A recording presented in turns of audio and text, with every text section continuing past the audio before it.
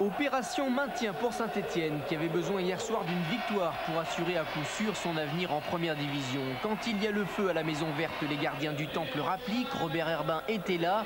Elie Baup, lui, n'est pas très rassuré. Et pourtant, son équipe va tout faire pour le décrisper. On joue depuis 50 secondes à peine. Moravchik adresse un long ballon pour Priou. Contrôle du talon, reprise du gauche, 1-0.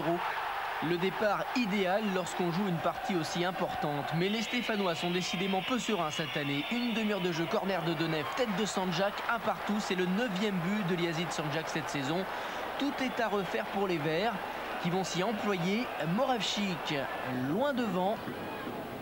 Ballon prolongé par Camara. Crétier n'a pas vu Priou. Ça passe à Letizy est trop molle. Priou en embuscade inscrit son 2e but de la soirée et donne un avantage d'une unité à Saint-Etienne à la mi-temps. En seconde période, les affaires de Saint-Etienne vont en s'améliorant.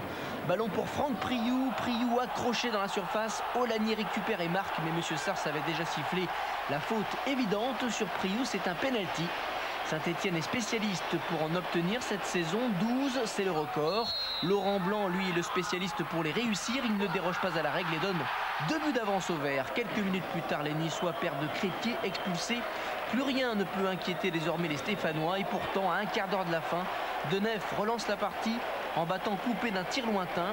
Côté stéphanois, on commence à prendre un peu peur. On se souvient du retour de Lille de 3-1 à 3-3 lors du dernier match. Eh bien, on a raison de craindre le pire. C'est exactement ce qui se passe à 10 minutes de la fin. Ipoua s'en va battre coupé. 3-3. Heureusement pour les Verts, cela s'avérera suffisant pour le maintien. Mais Saint-Etienne n'est sauvé que grâce à la complicité involontaire de son grand rival historique, l'Olympique de Marseille. Ce n'est pas très glorieux.